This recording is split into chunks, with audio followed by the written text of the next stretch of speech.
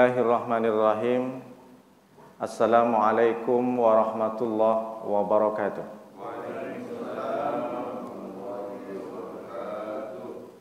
Alhamdulillahi ala ni'amihi fi hadha syahri sawwalin alladhi ja'alana minal muslimin al-kamilin wa amarana bittiba'i sabilil mu'minin. Ashhadu an la ilaha illallah wahdahu la syarika lahul haqqul mubin wa ashhadu anna sayyidana wa nabiyana Muhammadan abduhu wa rasuluhu shadiqul wa'dil amin. Allahumma salli wa sallim wa barik ala sayyidina Muhammadin wa ala alihi wa sahbihi ajma'in. Amma ba'du. Yang sama-sama kita hormati pengurus Masjid Al-Mukhlisin beserta seluruh jamaah kajian subuh pada Ahad pagi ini. Saya tak bisa sebutkan satu persatu karena insya Allah kita sudah bersaudara lama. Maka yang hadir pada kajian subuh Ahad pagi ini insya Allah dimuliakan oleh Allah Subhanahu wa Ta'ala. Bersyukur kita kepada Allah dengan ucapan Alhamdulillahi Rabbil Alamin. Berselawat kita kepada Rasulullah dengan ucapan Allahumma salli ala Sayyidina Muhammad wa ala ali Sayyidina Muhammad. Bapak-bapak, ibu-ibu yang dimuliakan oleh Allah SWT, kajian kali ini saya mengambil hadis yang ada dalam kitab Al-Mu'jam Al-Kabir karya dari Imam At-Tabrani. Dan ini cocok untuk diamalkan setelah kita sudah memperbaiki hubungan kita dengan Allah. Karena kita sudah puasa 30 hari di bulan Ramadan, kita sudah banyak iktikaf, kita sudah banyak ngaji, kita sudah banyak beristighfar, kita sudah banyak bersedekah, bahkan kita sudah mengeluarkan zakat, tidak hanya zakat fitrah, tapi zakat mal, zakat profesi.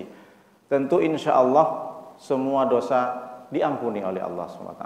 Karena kita sudah perbaiki hubungan kita dengan Allah.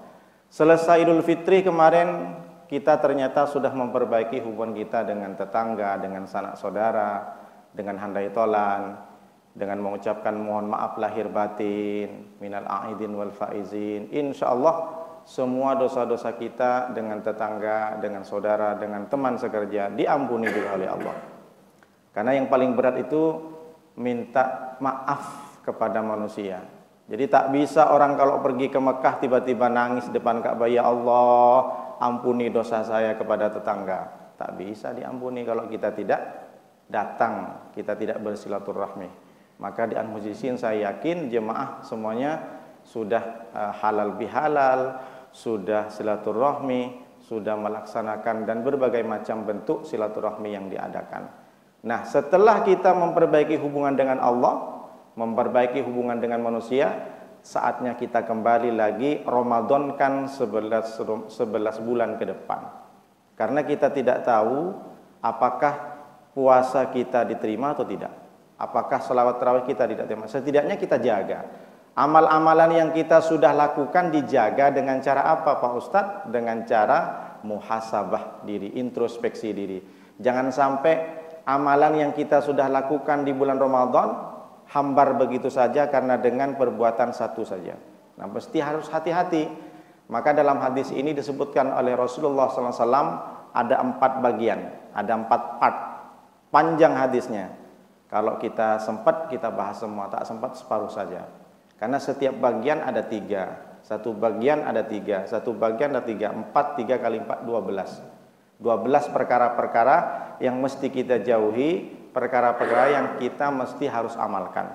Kata Rasulullah SAW, hadis ini datang dari Abdullah ibnu Umar, anaknya Sayyidina Umar. Riwayat hadis ini adalah Imam At-Tabrani. Status hadisnya adalah Hasan, hadis Hasan. Ada hadis sahih, ada hadis soleh, ada hadis hasan. Kalau di bawah hadis dhaif dan maudhu. Maudhu bukan hadis. Nah, ini hadis hasan berarti sangat baik untuk dilakukan dan diamalkan. Kata Rasulullah yang pertama, 4 bagian pertama, salatsun muhlikatun. Ada 3 perkara yang membinasakan, yang merusak amal kita. Kita sudah sebulan penuh, bahkan 2 bulan di bulan Syawal, kita sudah puasa 6 hari. Tapi ternyata gara-gara 3 ini rusak semua amalan. Amalan terbang, pahala melayang. Lalu yang kedua, bagian kedua ada salasun munjiyatun. Ada 3 hal yang menyelamatkan. Jadi antonimnya Yang 3 perkara pertama ini adalah yang merusak amal, lalu mesti harus diselamatkan dengan 3 hal ini. Yang ketiga, salasun kafaratun, 3 hal yang menutupi salah, menutupi silap, menutupi dosa kita, baik kecil ataupun besar. Dan yang terakhir, salasun darajatun, ada 3 hal amalan yang bisa mengangkat derajat kita. Kita ke bagian pertama saja dulu. Salasun muhlikatun, amal yang bisa, amal ibadah dirusak dengan 3 hal. Ada 3 hal yang membinasakan. Apa itu? Yang pertama namanya syuhun muta'un. Syuhun muta'un itu adalah pelit yang ditaati. Muta' diambil dari kata ata'ah yuti'un, taat. Pelit yang diperturutkan, pelit yang ditaati, yang diikuti. Kenapa Rasulullah menyampaikan tentang pelit? Apa bedanya dengan bakhil? Kalau orang Melayu bilang kedekut. Ada bakhil, ada syuh. Kalau syuhun ini, kalau diibaratkan kakak kandung daripada bakhil. Bakhil itu pelit kepada harta sendiri, lewat kotak infak, sap. Nanti dipilih dulu di dompet itu. Mau 50.000 atau 2.000. Karena duit sekarang tuh hampir sama, Pak Ketua. 2.000 sama 50.000. Kalau orang agak sedikit sudah penglihatannya terganggu, masukkan kotak infak, dia ingin masukkan kotak infaknya 2.000, rupanya 50.000 sampai ke rumah. Aduh ya Allah, salah pula infak katanya. Nah, ini namanya bakhil. Pelit ke hartanya sendiri. Tapi kalau syuhun apa Ustaz? Pelit ke harta orang lain. Nah, ini yang luar biasa. Bagaimana Pak Ustaz? Gini contohnya. Ada orang datang, tetangga kita tuh si Anu mau ngadakan akikah. Iya, undangan khitanan. Kau bawa apa? Ya bawa amplop lah. Ada isinya? Ya pasti, tak mungkin amplop saja.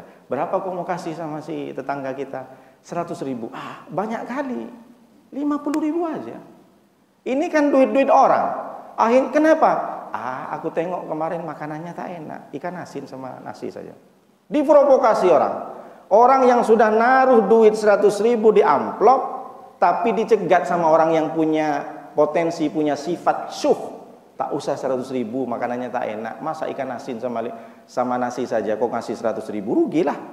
Orang dianggap rugi padahal duit orang. Akhirnya orang mikir panjang. Iya juga ya katanya.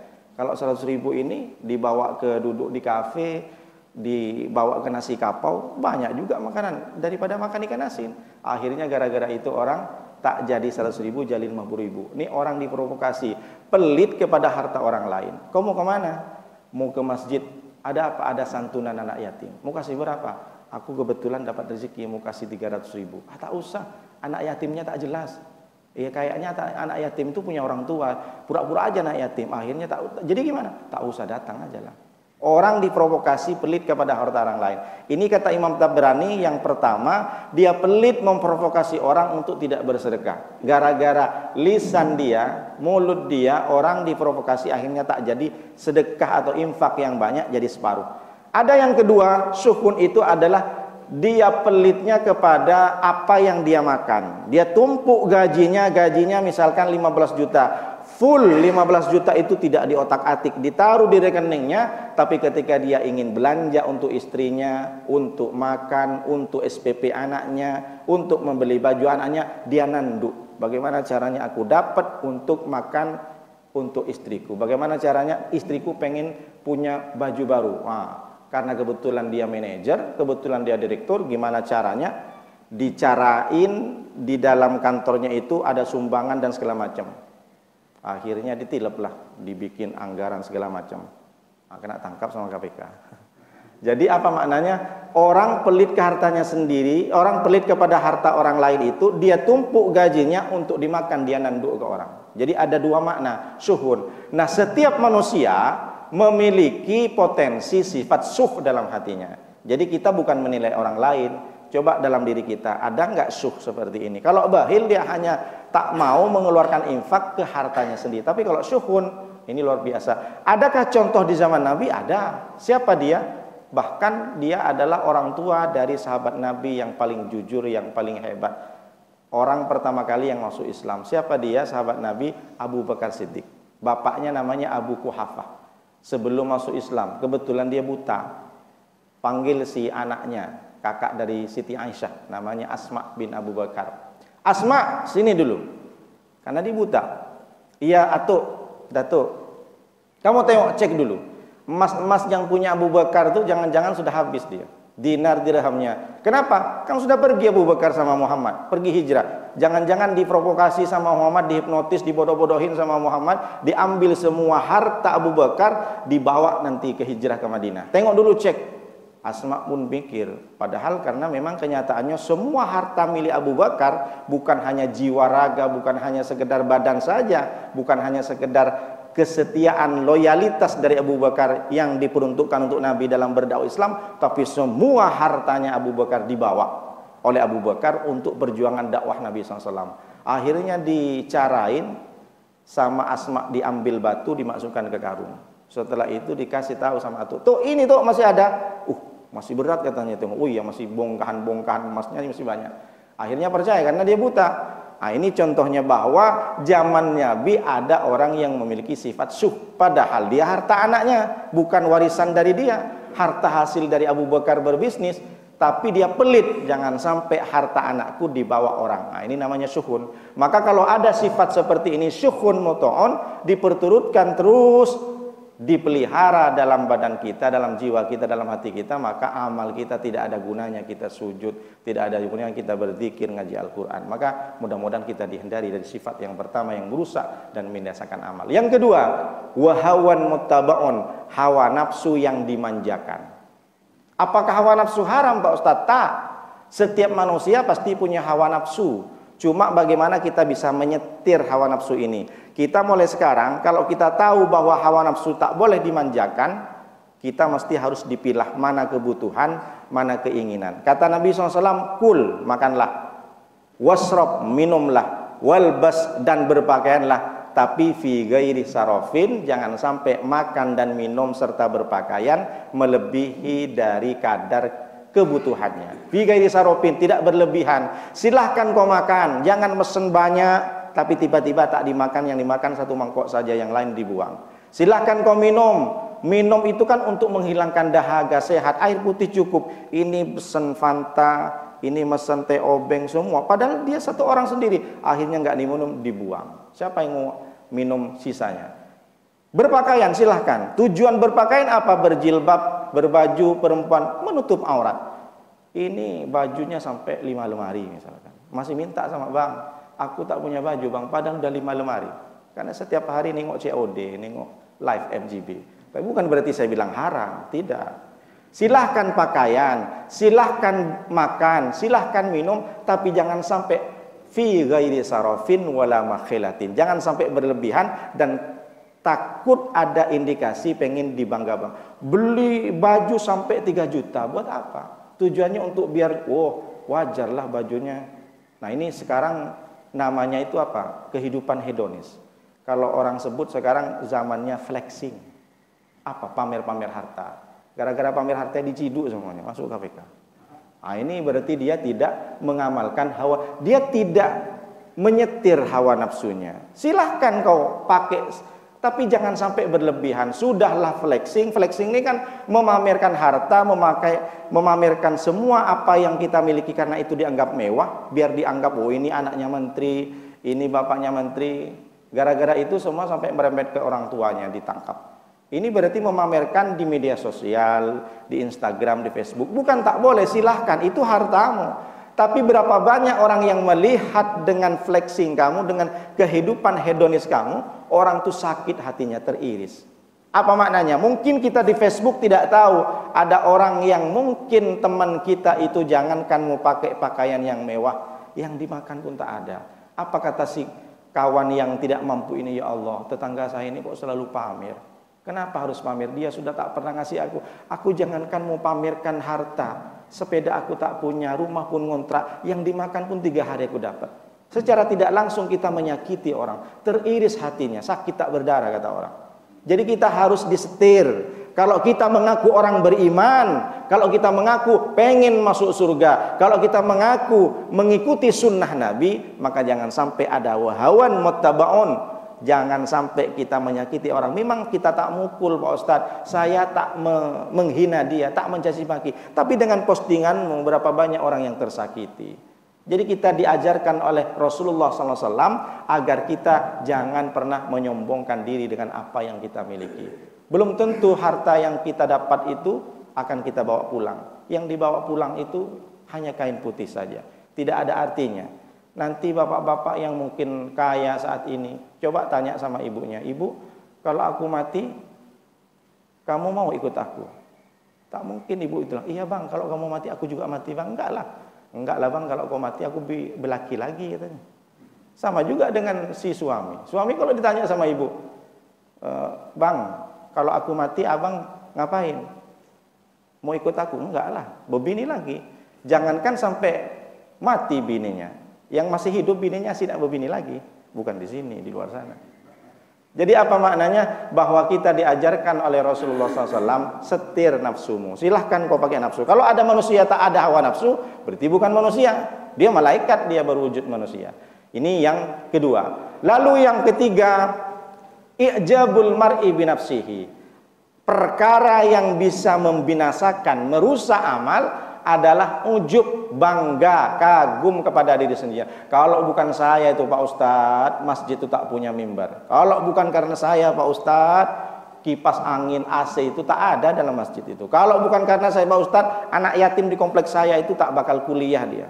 Oh itu karena saya Pak Ustadz. Saya dulu Pak Ustadz seorang ini, kalau saya, dikit-dikit saya. Bangga dengan dirinya. Padahal semua itu atas karunia Allah. Makanya kalau kita dipuji oleh orang, bu, cantik bu ya anaknya, katakan alhamdulillah, ini atas karunia Allah. Ini kadang beda. Bu, anaknya cantik siapa dulu mamanya katanya. Pak, anak bapak hebat ya, dapat juara, dapat beasiswa. Siapa dulu bapaknya? Bapak sukses sekarangnya, mantap ya, luar biasa. Punya perusahaan besar. Iya, itu atas kerja saya. Kerja keras saya dari kecil, saya memang sengaja biar saya kaya. Dari kecil saya tak makan nasi, makan mie terus. Ini karena tidak ada campur tangan Allah. Ini tak betul. Ijabul mar'i, kagum, bangga. Apa bedanya dengan sombong? Kalau sombong, tapi kalau orang Indonesia ini kan kadang salah-salah membahasakan, membiasakan kalimat. Kalau sombong itu definisi Nabi, al-kibru bitrul haq. Sombong itu menolak kebenaran. Jadi ada orang dinasehati ngeyel, ini tak boleh, menurut Rasulullah ini haram. Enggak lah, aku pernah ngaji. Itu sombong namanya. Tapi sudah menjadi bahasa biasa. Orang sombong tuh angkuh, congkak, yang kepalanya naik ke atas. Tak, itu lebih kepada ujub, karena dia bangga. Sama dengan Fir'aun. Fir'aun itu lebih ke ujub. Jadi ada contohnya, Allah sudah menyampaikan di dalam Al-Quran, ada orang ujub dengan kekuasaannya. Siapa? Fir'aun. Dia bangga dengan kekuasaannya karena merasa dia raja, sehingga dia mengatakan, ana rabbukumul a'la, aku adalah Tuhan yang paling tinggi. Bagaimana balasan Allah? Azab kepada Fir'aun yang bangga dengan kekuasaannya, dia diazab oleh Allah, tenggelam di Laut Merah. Begitu juga ada orang sekarang, mentang-mentang dia kepala dinas, mentang-mentang direktur, mentang-mentang manajer, punya jabatan yang tinggi, sehingga dia sudah tidak mau bertegur sapa dengan tetangga. Kenapa kok tak pernah ngomong? Sekarang saya sudah manajer, tak level aku ngomong sama dia. Ini bangga dengan dirinya sehingga lupa dengan apa yang dia miliki, padahal semua itu adalah milik Allah. Alhamdulillah katsira. Ketika kita dipuji oleh Allah, semua itu pujiannya untuk Allah Subhanahu wa taala. Jadi kita itu tu'izzu man tasa' wa tudhillu man tasa'. Hari ini kita punya jabatan tinggi, harta yang banyak, dipuji-puji oleh orang bukan karena kita yang mantap, bukan karena kita yang paten. Tapi saat ini Allah tutupin aibmu, dan saat ini memang Allah angkat derajatmu. Tu'izzu man tasa'. Ketika engkau ya Allah sudah mengangkat, memuliakan orang itu dengan kehendakmu, wa tudzillu man tasa'. Tapi ketika Allah sudah rendahkan engkau sehina-hinanya. Dulu dia adalah seorang wali kota, gubernur, presiden, tapi ketika Allah tampakkan aibnya, dia tidak ada artinya. Seluruh Indonesia mencaci maki ketika dia mohon maaf, diketahui kesalahannya, ditangkap dan segala macam. Maka ujub yang pertama, ketika ujub dengan kekuasaan, Allah binasakan sebagaimana Fir'aun. Ada orang ujub dengan hartanya. Siapa dia?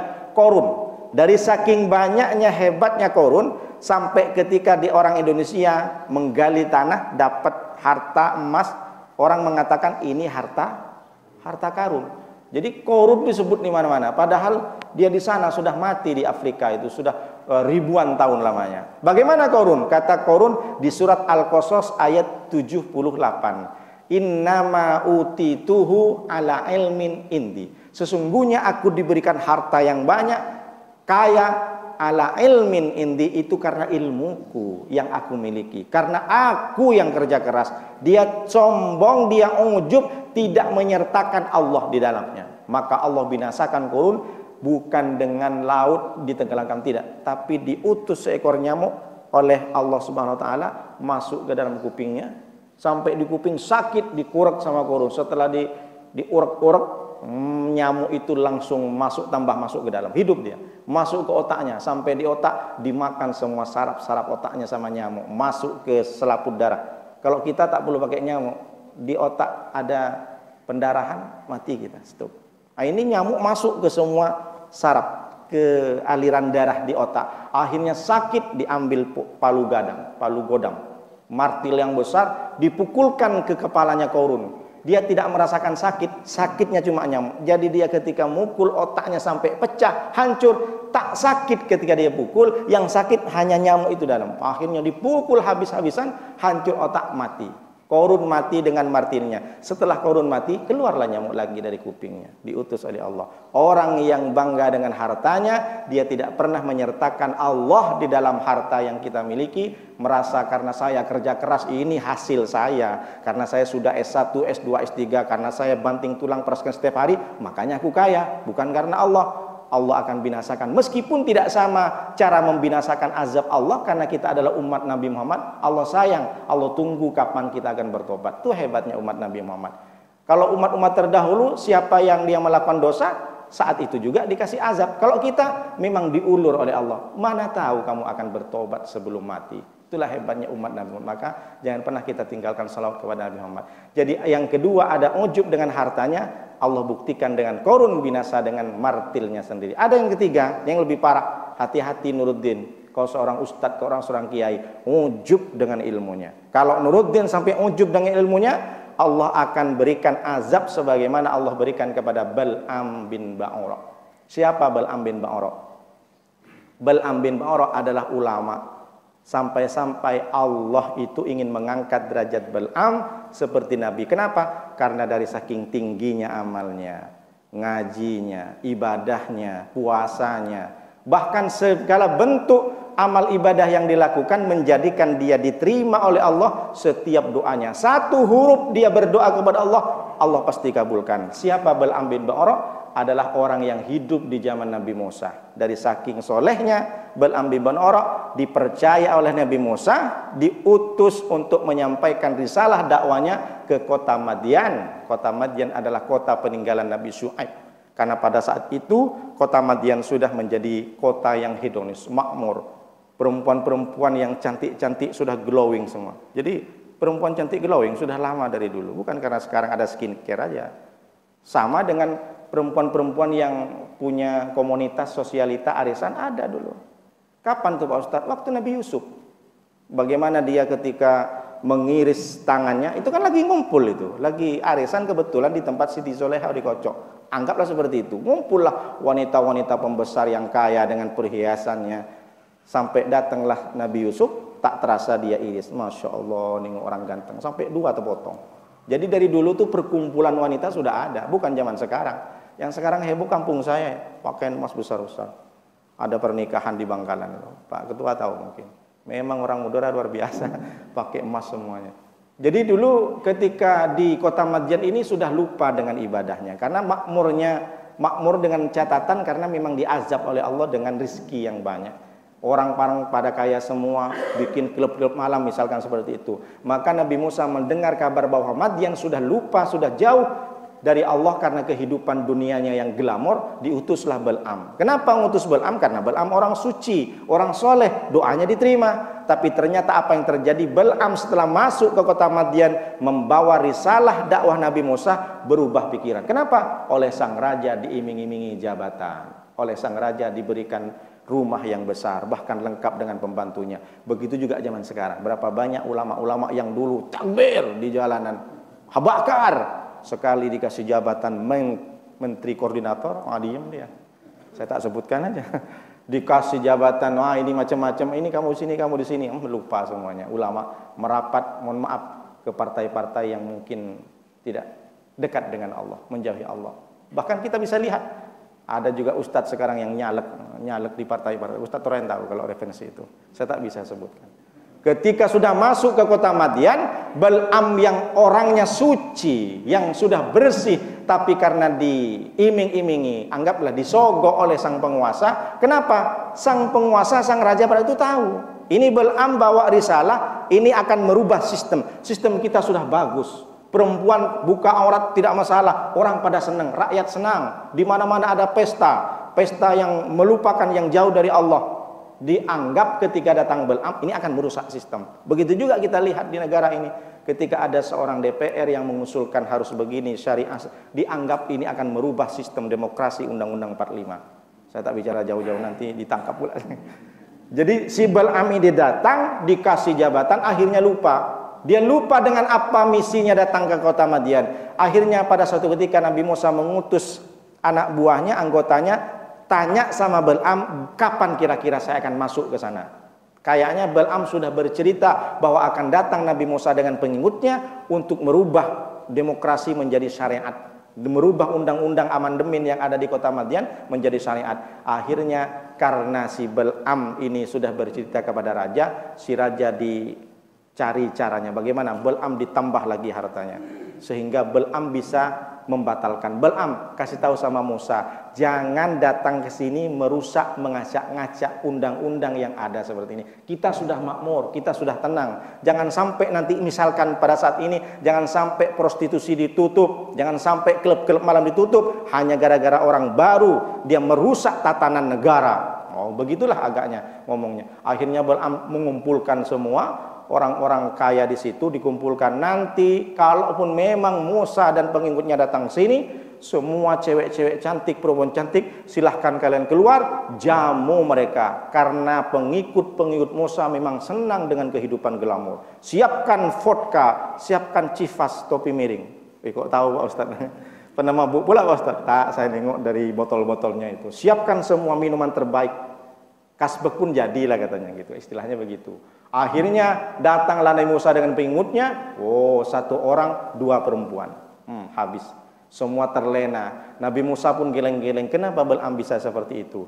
Dia berdoa kepada Allah, ya Allah, jangan sampai Musa datang ke sini dengan pengikutnya. Kalaupun memang Musa dengan pengikutnya datang ke kota Madian, hancurkan ya Allah. Dia kira Allah menerima. Tapi ternyata tidak. Dia berdoa dengan kejelekan Nabi Musa. Karena satu huruf pun diterima oleh Allah. Sebelum dia masuk ke kota Madian, akhirnya banyak orang yang sedikit yang pengikut Nabi Musa tidak terlena dengan kemegahan, keglamoran kota Madian. Jadi lebih banyak pengikut Nabi Musa yang terlena. Akhirnya Allah kirimkan siksaan penyakit ta'un namanya.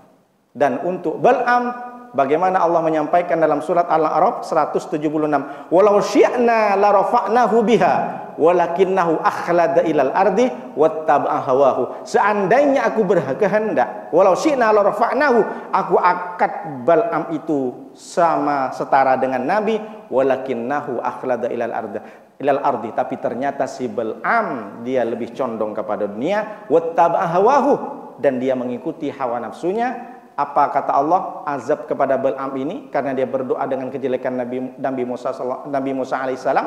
Lalu kata Allah, famathaluhu kamathalil kalbi, perumpamaan dia aku umpamakan sebagaimana dia, mohon maaf, anjing guguk. Bagaimana anjing? Intahmil alaihi yalhath au tatrukuhu yalhath. Al-A'raf 176. Ketika anjing dia siap untuk diperintah sama majikannya, yalhath, dia mengeluarkan lidahnya, menjulur lidahnya. Diperintah tak diperintah, anjing macam anjing bodoh, anjing bongak. Gimana dia? Di depan rumah majikannya, dia siap. Mau diapakan dengan majikannya, dengan tuannya, dia siap untuk menerkam. Dia julurkan lidahnya. Begitu juga Bal'am. Bal'am diberikan siksa oleh Allah, dijulurkan lidahnya sampai melelet, sampai ke tanah. Kenapa? Karena dia berdoa dengan lidahnya dengan kejelekan Nabi Musa. Begitulah Allah hancurkan orang yang ujub. Dia lupa bahwa ilmu yang dia miliki, kesolehan yang dia miliki, bukan karena dia sendiri yang banting tulang untuk beribadah kepada Allah, tapi Allah turunkan rahmat. Tapi ketika rahmat dicabut oleh Allah, ilmu dicabut oleh Allah, dia hina sehina-hinanya. Bukankah kita sudah tahu dalam Al-Quran, kita diajarkan dasar daripada manusia itu kan rendah.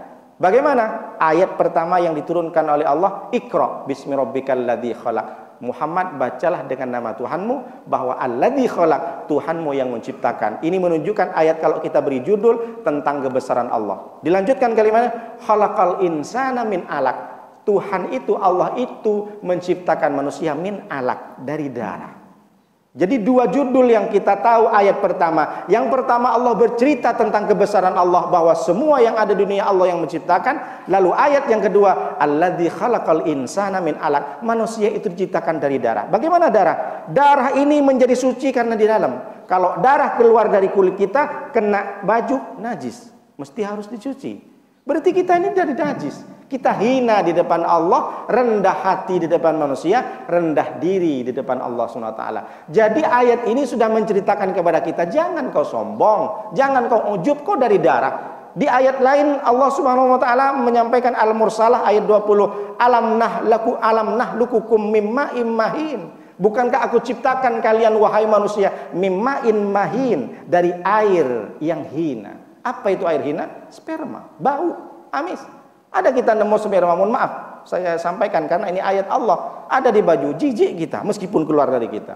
Bahkan di ayat lain, walaqad khalaqnal insana min sulalatin min tin. Pertama kali manusia Adam itu aku ciptakan min sulalatin min tin, dari saripati tanah. Bagaimana tanah? Kotor, diinjak-injak bau. Lalu kita apa yang mau disombongkan? Berkali-kali Allah sampaikan ini agar manusia sadar. Seberapa banyak hartamu, seberapa tinggi jabatanmu, seberapa banyak ilmu kau nuruddin, kau ngomong pinter, tapi kalau kau ujub merasa lebih pintar dari orang nuruddin, kalau merasa kau lebih alim daripada ustadz lain, maka Allah akan cabut rahmanya, kau akan dibinasakan oleh Allah dengan cara yang mungkin tidak sama dengan Bal'am, tapi setidaknya adalah menjadi orang yang memiliki dan mendapatkan laknat. Laknat jauh dari Allah, sama dengan setan. Setan laknatullah. Nauzubillah min dzalik. Mudah-mudahan kita dijauhi dari sifat-sifat ujub. Jadi yang berusak itu tiga: syuhun, pelit yang diperturutkan, pelit kepada harta orang lain; hawa nafsu yang dimanjakan; dan yang ketiga ujub. Lalu yang bagian kedua, thalathun munjiatun, tiga yang menyelamatkan. Sudah tahu kita tiga yang merusak, kita yang harus tahu yang menyelamatkan. Apa yang menyelamatkan? Yang pertama, al-adlu fil ghadabi waridho. Yang pertama yang menyelamatkan adalah bersikap adil di waktu suka dan di waktu marah. Di waktu marah dan di waktu suka kita bersikap adil. Tak paham saya Pak Ustadz, kita punya kawan. Kawan ini sudah jelas-jelas, kawan minum, kawan ngopi, kawan nongkrong, kawan kungku, macam-macam. Dari saking akrabnya, kita sudah macam saudara dengan orang ini. Tapi ketika kawan kita salah, dia berbuat dosa, kita jangan diam. Mentang-mentang karena dia kawanmu, ketika dia berbuat salah, dia tetap dibela. Sama dengan sekarang, sebentar lagi kita pilpres. Mentang-mentang kita dukung si A, apapun dia yang omongkan, meskipun dia sudah bermaksiat dan berdosa, tetap dibela. Nah, ini tak boleh. Makanya kawan itu bahasa Arabnya sodikun. Pak Ustadz Royantaus, apa sodikun? Diambil kata sodaka yasduku, benar. Jadi kalau kita merasa memiliki kawan yang baik kepada kita, ketika kita salah, dia membenarkan kita. Bukan mencari pembenaran, bukan dicari pembenarannya. Mentang-mentang dukung si A pun berbuat jahat, sudah melakukan maksiat yang luar biasa, dosa besar, zalim kepada rakyatnya, tapi kita tetap dukung. Enggak, ini dicarilah pembenaran. Kalau perlu dicari ayat dan hadis. Berarti dia tidak bisa menyelamatkan dirinya dengan sifat al-adlu fil ghadabi waridho, bersifat adil. Itulah kenapa zaman dahulu mazhab para ulama banyak perbedaan pendapat. Seperti contoh kita bertakbir Allahu Akbar, Imam Maliki begini, tidak begini. Imam Syafi'i begini, Imam Ahmad bin Hanbal di bawah, Imam Hanafi di atas. Semua ulama madhab itu ikhtilaf, tapi tidak gontok-gontokan. Ketika orang ditanya sama Imam Maliki, bagaimana menurutmu tentang Imam Hanafi? Imam Hanafi itu hebat, dia konsisten, prinsipnya kuat. Sekali dia ngomong haram, dia haram. Tidak ada dia meskipun didebat oleh orang, dia tetap bilang haram. Tapi orang tetap tidak gontok-gontokan. Ditanya balik sama Imam Hanafi, bagaimana menurutmu tentang Imam Maliki?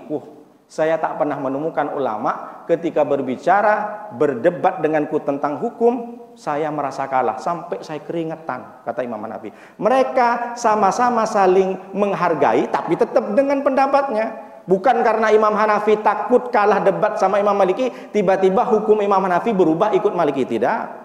Karena menurut prinsipnya dia, itulah kenapa terjadi ikhtilaf, banyak hukum-hukum yang tidak sama. Jadi kalau kita ingin seperti apa yang disampaikan Rasulullah, bersifat adil di waktu yang marah dan di waktu yang tidak marah, suka, maka sama. Ketika kita suka dengan seseorang, kalau orang itu salah, sampaikan salah. Ini kadang karena mungkin sudah punya kiai, ini mursyidnya, tiba-tiba mursyid dan kiainya datang ke Batam pakai celana pendek. Oh, udah pakai celana pendek, pakai baju yang telanjang dada. Habis itu ulama kau yang mursyid, kenapa? Kok buka aurat? Oh, itu sudah makrifatnya tinggi katanya. Sudah dekat dengan Allah. Jadi kita tak boleh. Dia punya dalil sendiri. Apanya punya dalil? Tak dibenarkan tetap, kecuali dia gila. Masukkan ke rumah sakit jiwa. Mentang-mentang kiainya, mentang-mentang ustadznya. Misalkan bapak ketemu dengan saya pakai celana pendek, langsung tegur, marahin. Jangan karena Ustadz Nuruddin sering ngasih kajian subuh, tak boleh nih Ustadz. Tiba-tiba saya bilang, ini ada hadis dari Hong Kong. Nggak ada cerita, udah sudah mansuh. Orang buka aurat sudah mansuh maksiat, tak ada cerita. Ini karena mentang-mentang kiainya, mentang-mentang direkturnya, mentang-mentang bosnya, tegur. Tapi memang berat. Ketika kita nampak ada ketidakberesan dalam sebuah perusahaan, jelas atasan kita itu melakukan dosa yang sudah jauh dari Allah, kita tegur. Perkara kita dipecat tak masalah. Biasanya orang terlalu jujur dipecat. Kalau nggak pecat dipindahin ke pulau. Masya Allah, tabarakallah. Itu apa maknanya? Bahwa kita ingin menyelamatkan amal-amal kita dengan cara al-adlu fil ghadabi waridho. Lalu yang kedua, al-qasdu fil fakri wal ghina. Punya sikap pertengahan fil fakri wal ghina, di dalam waktu miskin, tak punya apa-apa, tak mampu, dan ketika kaya. Tak paham Pak Ustadz? Dia beribadah kepada Allah, tidak milih-milih ketika dia kondisi. Ketika dia sudah jatuh bangkrut, luar biasa. Bukan cuma 5 waktu ke masjid, setiap detik ada di masjid. Kenapa? Aku udah banyak dosa katanya. Kebetulan bangkrut dia dagangannya, tak pulang-pulang dari masjid. Ya Allah, tapi sekali dikasih rezeki sama Allah lupa dia. Kok enggak berjam? Aduh sibuk saya, enggak ikut kajian subuh, sibuk bisnisku banyak. Sekali Allah kasih kekayaan sedikit, udah hilang. Tak pernah ketemu dengan tetangga, asik nak ngopi sana sini, bisnis, sibuk dengan urusannya. Padahal sedikit Allah kasih kekayaan. Tapi ketika sudah jatuh, istri meninggal, anak meninggal, bangkrut, di PHK, Masya Allah, nangislah Allah, minta ampun ya Allah. Berarti dia tidak bersikap al-qasdu fil fakri wal ghina. Jangan dianggap sama dengan orang seperti sekarang. Di Ramadan dia luar biasa ngaji sampai hatam 3 kali, mati-matian, banting tulang untuk beribadah, peras keringat, pokoknya macam-macam lah dilakukan itikaf. Tapi selesai Ramadan, selesai semua. Dia anggap orang seperti ini Allah hanya ada di Ramadan saja. Boleh jadi dalam hatinya dia menganggap Allah di Ramadan dengan Allah di bulan-bulan yang lain, mereka anggap tidak sama. Padahal Allah yang kita sembah di bulan Ramadan dan Allah yang disembah di luar Ramadan sama atau tidak? Sama. Bahkan Allah mengatakan walillahil masyriqu wal maghrib fa inama tuwallu fathama wajhullah. Sesungguhnya Allah itu memiliki timur dan barat. Ketika dimanapun engkau berada, fathama wajhullah, disitulah ada Allah. Jangan sama, jangan tidak sama ibadah kita di bulan Ramadan dengan di bulan Ramadan. Sama dengan orang pergi ke Mekah, di depan Ka'bah nangis-nangis, tak mau pulang dari Ka'bah, labbaik Allahumma, sampai nangis. Tapi selesai dari Mekah, sudah tidak ada lagi mau nangis-nangis ke Allah. Udah selesai aku haji katanya. Dia dianggap Allah yang di Mekah dengan Allah yang di Indonesia tidak sama. Padahal Allah sama. Jangan perlakukan Allah hanya karena tempat. Jangan perlakukan Allah hanya karena bulan. Mentang-mentang karena bulan Ramadan, dia agungkan Allah. Dia nangis-nangis ke Allah. Di luar Ramadan dianggap sama. Allah tetap tidak pernah beda. La ta'khudhu sinatu wala naum. Maka kalau kita faham dengan al-qasdu fil fakri wal ghina, kita tidak bisa membeda-bedakan ibadah kita. Ibadah di bulan Ramadan kita tinggi, luar biasa, begitu juga di luar Ramadan. Sama dengan ketika kita ke Mekah, pergi tawaf, kita berdoa tak berhenti, begitu juga meskipun kita tidak mengelilingi masjid ini, setidaknya zikirnya sama, karena Allah yang kita sembah sama. Aina ma kuntum wa huwa ma'akum. Dimanapun kamu berada, di surat Al-Hadid, Allah itu beserta kalian. Allah itu dekat, min hablil warid, lebih dekat daripada urat nadi kita. Jadi jangan dianggap Allah itu beda. Maka kalau kita punya sifat seperti ini, insya Allah akan menyelamatkan. Yang ketiga, khasyatullahi fis sirri wal ananiyah. Yang ketiga yang menyelamatkan adalah takut kepada Allah fis sirri wal ananiyah, di waktu sir wal ananiyah, di waktu terang-terangan, di waktu tak ada orang ataupun di banyak orang. Ini sekarang beda. Ketika masuk ke masjid, bukan di sini. Masuk ke masjid, Allahu Akbar. Biasa di rumah, kalau di masjid dia baca suratnya amma yatasaalun anin naba'il azim. Salat sunat, bukan salat fardu. Kalau salat fardu ikut imam. Lama betul karena banyak orang. Tapi sekali sampai di rumahnya, jangankan mau baca surat amma, surat juz amma, surat an-naba. Di rumahnya niat iftitah Fatihah sama surat satu kali nafas. Allahu Akbar. Berbeda ibadahnya. Takut kepada Allah di waktu sir tidak ada orang dan di waktu banyak orang sama. Karena yang kita minta, yang kita sembah Allah, bukan manusia. Ini karena banyak orang, lama-lama sholatnya. Berarti dia anggap ibadahnya untuk orang. Kalau kita ibadahnya untuk Allah, maka kita tidak ada bedanya. Jadi samakan ketika kita sholat sendirian di rumah, sholat sendirian di masjid yang tak ada orang. Ketika kita juga sholat, mentang-mentang datang mertua dari kampung, Masya Allah mantuku hebat. Berarti tak salah anakku itu dapat mantuku. Kenapa? Tak pulang-pulang dari masjid. Luar biasa. Ketika mertua tak datang, jangankan ke masjid. Nengok masjid tak pernah.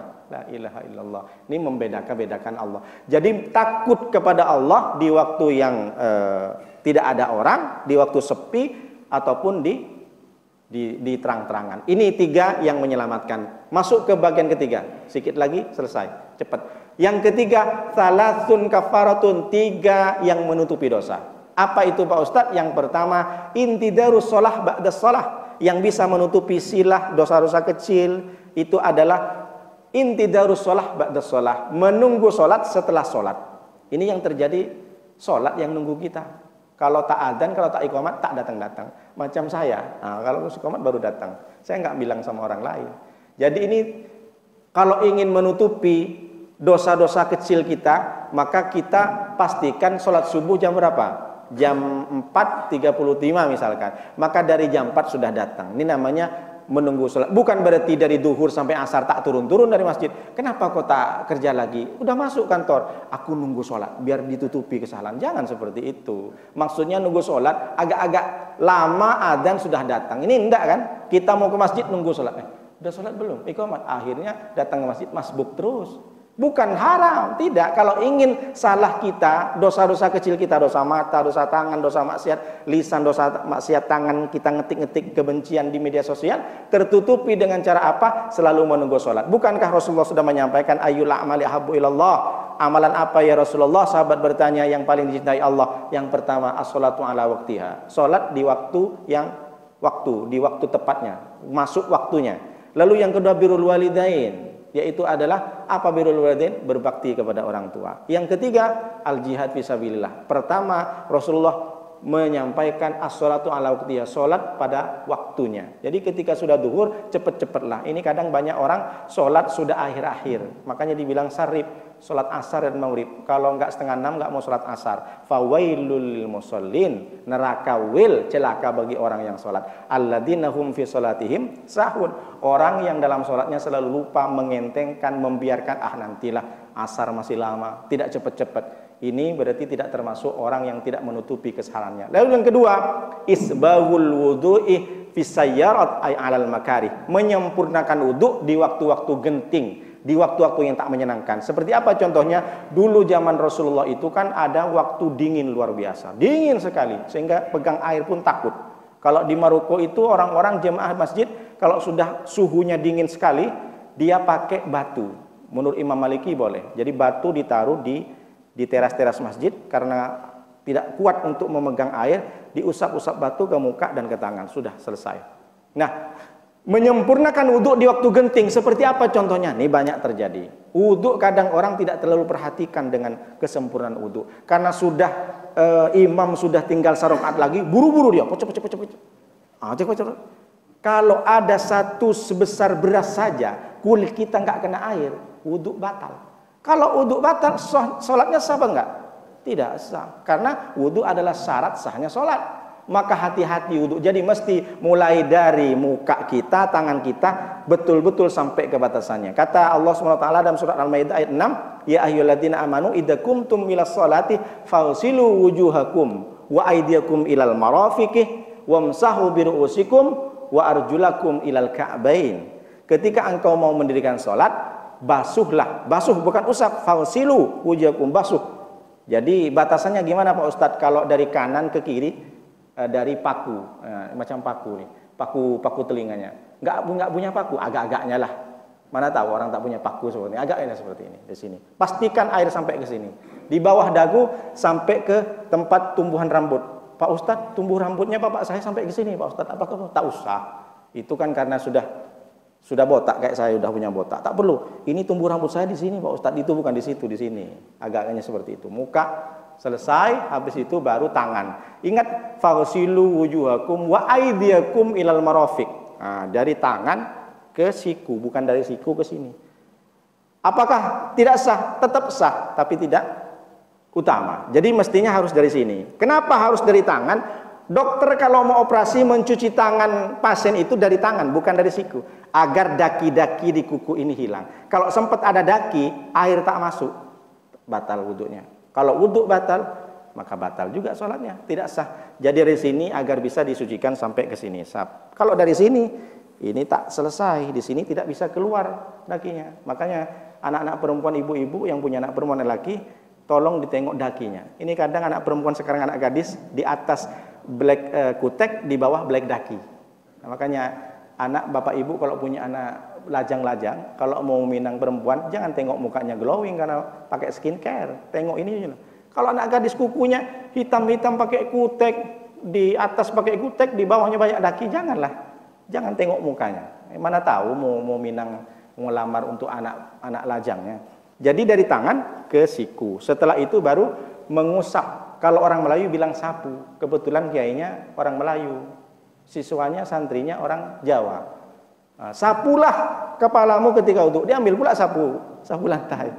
Enggak, kalau orang Melayu bilang kan sapu, diusap. Diusap ada 3 cara. Yang pertama, Rasulullah tidak membuka imamahnya. Lam yangkut imamahu, tidak membuka, jadi hanya dibasahin ujung dari sorbannya. Begitu juga ibu-ibu, kalau banyak laki-laki tempat wudunya, maka tak perlu lebar-lebar buka jilbabnya, cukup situ. Yang kedua, dia seperti Imam Maliki, ikut Imam Maliki. Jadi semua dibasahin tangan, maka semua diusap ke sini sampai ke belakang, dari belakang ditarik lagi. Jadi kalau ada seperti ini, berarti ikut Imam Maliki. Sama juga, Rasulullah juga melakukan seperti itu. Kalau Imam Syafi'i cukup 3 lembar. Jadi agak-agaknya 3 lembar. Jangan pula main ketika ngusap wudu diambillah 1 lembar dulu. Oh, sambil diusap 1 lembar. Ditanya sama kawan, kenapa kok ngusap kepala kayak gitu? Imam Syafi'i 3 lembar. Aku belum sampai ini, masih 1 lembar. Bukan seperti itu. Maksudnya sedikit saja. Jangan gara-gara 3 lembar diambil satu-satu 3 lembar. Kapan selesainya wudunya? Yang penting bisa basahlah kepala. Jadi ada 3 versi. Yang pertama, Rasulullah membasahi imamahnya tidak dibuka. Lalu yang kedua dibasahin semua, lalu 3 lembar menurut Imam Syafi'i. Tapi kalau menurut Imam Hanafi, dia separuh. Berarti ada 4. Dibasahin tangannya separuh setengah, masukkan ke kepala, sap udah. Tapi kalau Imam Maliki semua dari belakang ke depan. Jadi kalau kita menyempurnakan wudhu seperti ini, maka kita akan menghapus dosa. Sebagaimana kata Rasulullah, kharajat khatayahu. Gugur dosanya ketika dia membasuh mukanya. Apa yang dilakukan dari maksiat muka? Mata yang banyak, mulut. Maka insya Allah kalau kita menyempurnakan wudhu, akan dosa-dosa di muka ini yang kita lakukan akan dihapus oleh Allah. Ketika kita mengusap tangan, membasuh tangan, maka dosa-dosa yang dilakukan tangan akan terhapus. Itulah kenapa setelah wudhu ada doa apa? Allahumma ja'alni minat tawwabin wa ja'alni minal mutatahhirin. Ya Allah, jadikan kami adalah orang yang bertobat dan jadikanlah kami adalah orang yang suci. Kalau kita benar-benar wudhunya baik, sempurna baik, maka dosa akan gugur lewat basuhan anggota tubuh kita. Itu makna daripada wudhu. Itulah kenapa kita dianjurkan setelah berwudhu itu kita berdoa Allahumma ja'alni minat tawwabin wa ja'alni minal mutatahhirin. Yang terakhir, naklul aqdam ilal jama'at. Memindahkan kaki, melangkahkan kaki untuk pergi berjemaah ke masjid. Jadi orang yang sudah berjalan ke masjid, bapak-bapak, ibu-ibu yang datang setiap kajian subuh berjemaah setiap waktu, Allah akan hapus dosanya. 1 langkah ketika bapak ibu datang ke majlis taklim, ke masjid, akan menghapus dosa. 1 langkah akan mengangkat derajat. Begitu juga seterusnya. Semakin banyak langkah kita ke masjid, maka semakin banyak peluang kita diampuni oleh Allah dosanya. Tapi jangan gara-gara ini besok ke Masjid Makmur Riyasah jalan kaki. Bapak mau kemana? Ke masjid Pak Ustadz. Mau apa? Sholat subuh, berangkat jam 4. Tak sampailah ke Masjid Makmur Riyasah ke Batu Haji. Ngapain jalan kaki? Kata Pak Ustadz Nuruddin, satu langkah menghapus dosa, satu langkah mengangkat derajat. Nah ini semakin banyak saya langkah ke Masjid Makmur Riyasah Ustadz, berarti semakin banyak dosa diampuni. Jadi mau sholat subuh, berangkat jam berapa? Sampai jam berapa ke sana? Tak selesailah subuhnya di jalan. Mana bisa sampai? Bukan seperti itu maksudnya. Bapak-bapak, ibu-ibu, pastikan kalau datang ke sini, insya Allah kalau bisa dengan jalan kaki. Tapi Pak Ustadz naik motor pula dari rumah sama Pak Ketua. Tak masalah karena udah telat. Daripada telat nanti. Jadi ibu pastikan ini kalau udah tahu bapak-bapak, setiap langkah kaki kita ke masjid, langkah pertama menghapus dosa, langkah kedua mengangkat derajat. Terus begitu, langkah ketiga menghapus dosa, langkah keempat mengangkat derajat. Tapi jangan sampai ada unsur lain. Ini orang mau melangkahkan kaki, mau sholat berjamaah ke masjid, bukan karena pengen dapat pahala, tapi ada unsur lain. Kenapa? Iklan Pak Ustadz. Gimana iklannya? Setiap hari Anda lakukan langkah 1000, itu akan mencegah osteoporosis. Nah, saya kebetulan umur 70 Pak Ustadz. Ini harus langkahkan kaki. Kenapa? Menghapus dosa. Padahal dalam hatinya karena nengok iklan. Gara-gara nengok iklan, dia langkahkan kaki. Kenapa? Biar tambah sehat. Dalam sehari 1000 langkah Anda akan tercegah dengan osteoporosis. Itu beda lagi. Jadi murnikan hati ini. Yang terakhir, cepat saja, tak usah terlalu banyak dibahas. Yang terakhir, salatsun darajatun, ada 3 yang mengangkat derajat. Yang pertama, it'amut to'am. Yang kedua, ifsya'us syalam. Yang ketiga adalah wassalatu billaili wan nasu niyam. Yang pertama, memberi makan kepada orang yang membutuhkan, fakir miskin. Yang kedua, selalu tebarkan salam. Assalamualaikum warahmatullahi. Kenapa? Karena ketika kita mengucapkan salam, kita berdoa kepada orang, mudah-mudahan keselamatan dan keberkahan kepada kalian. Lalu yang ketiga, wassalatu billaili wan nasu niyam. Selalu salat tahajud ketika malam, di mana orang-orang banyak tidur, kita sholat tahajud. 3 ini bisa mengangkat derajat. Selalu memberi makan kepada orang yang butuh, terutama fakir miskin, akan diangkat derajatnya oleh Allah. Selalu menebarkan salam, bertemu dengan orang, Assalamualaikum, Assalamualaikum. Karena kita mendoakan orang lain untuk dapat keselamatan dan keberkahan. Ada datang malaikat, ketika kita doa kepada orang selamat, mudah-mudahan engkau juga selamat, kata malaikat. Ma min abdin muslimin yad'u li akhihi bi dhahril ghaibi illa qalal malaku amin walakal mithlu. Tidaklah satu orang muslim mendoakan saudaranya dan datanglah malaikat. Apa kata malaikat? Amin walakal mithlu.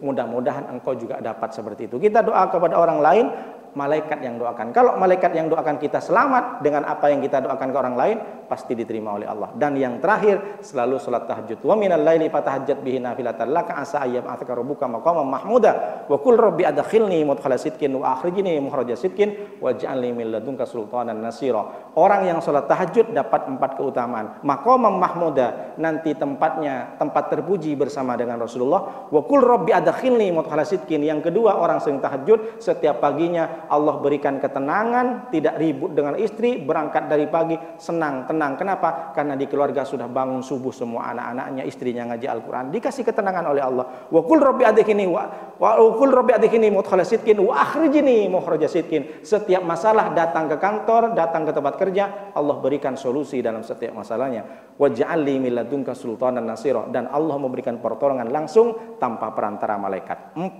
keutamaan yang dimiliki orang yang terbiasa salat tahajud. Mudah-mudahan 12 perkara ini kita bisa amalkan. Ada yang membinasakan, ada yang menyelamatkan, ada yang menutupi kesalahan, ada yang mengangkat derajat. Mudah-mudahan kita semua diangkat derajatnya oleh Allah, menjadi seperti Nabi dan Rasul, berkumpul dengan Nabi Muhammad SAW. Amin ya rabbal alamin.